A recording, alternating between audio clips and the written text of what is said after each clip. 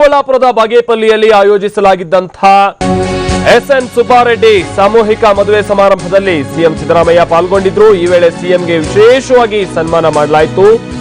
ಗುಡಿಬಂಡೆ ತಾಲೂಕು ಕುರುಬರ ಸಂಘ ಸಿಎಂ ಸಿದ್ದರಾಮಯ್ಯನವರಿಗೆ ಹಾರ ಹಾಕಿ ಪೇಟ ತೊಡಿಸಿ ಕುರಿಮರಿಯನ್ನ ಗಿಫ್ಟ್ ಆಗಿ ಕೊಟ್ಟಿದ್ದಾರೆ।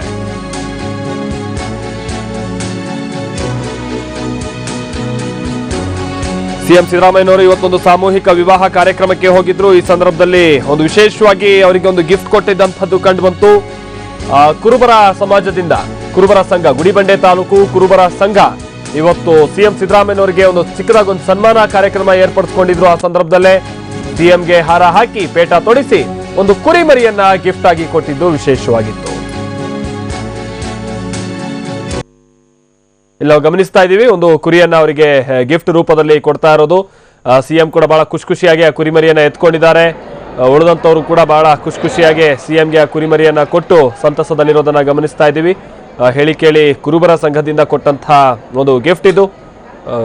ಅವರು ಸಾಂಪ್ರದಾಯಿಕವಾಗಿ ಕುರಿ ಸಾಕಾಣಿಕೆಯಲ್ಲಿ ಬಹಳ ವರ್ಷಗಳಿಂದ ಈ ಹಿಂದೆಯಿಂದನೂ ಕೂಡ ಸಂಪ್ರದಾಯದಂತೆ ಜೊತೆಗೆ ಸಾಂಪ್ರದಾಯಿಕವಾಗಿ ಕುರಿ ಸಾಕೋದು ಕುರುಬರ ಒಂದು ಕಸುಬು ಈ ಹಿಂದೆಯಿಂದ ನಾವು ಗಮನಿಸಿಕೊಂಡು ಬರೋದಾದ್ರೆ, ಅದರಂತೆ ಸಿಎಂ ಕೂಡ ಅದೇ ಸಮಾಜಕ್ಕೆ ಸೇರಿರುವಂತಹ ಕಾರಣದಿಂದ ಏನೋ ಒಂದು ಕುರಿಮರಿಯನ್ನ ಗಿಫ್ಟ್ ಆಗಿ ಕೊಟ್ಟರು। ಸಿಎಂ ಕೂಡ ಯಾವುದೇ ಅಂಜಿಕೆ ಮುಜುಗುರ ಇಲ್ದಿತಿ ಕೈಯಲ್ಲಿ ಎತ್ಕೊಂಡಿರೋದನ್ನ ನಾವು ಗಮನಿಸ್ತಾ ಇದ್ದೀವಿ।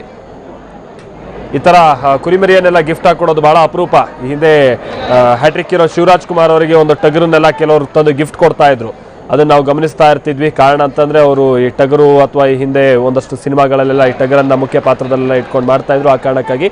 ಆದರೆ ಸಿಎಂಗೆ ಕುರುಬ ಸಮಾಜಕ್ಕೆ ಸೇರಿದಂಥವ್ರು ಅವ್ರ ಸಮಾಜಕ್ಕೂ ಕೂಡ ಒಂದು ಖುಷಿ ಸಮಾಚಾರ, ಈ ಕಾರಣಕ್ಕಾಗಿಯೇ ಒಂದು ಕುರಿಮರಿಯನ್ನ ಗಿಫ್ಟ್ ಆಗಿ ಕೊಟ್ಟಿದ್ದು ನೋಡ್ತಾ ಇದ್ದೀವಿ ಇಲ್ಲಿ।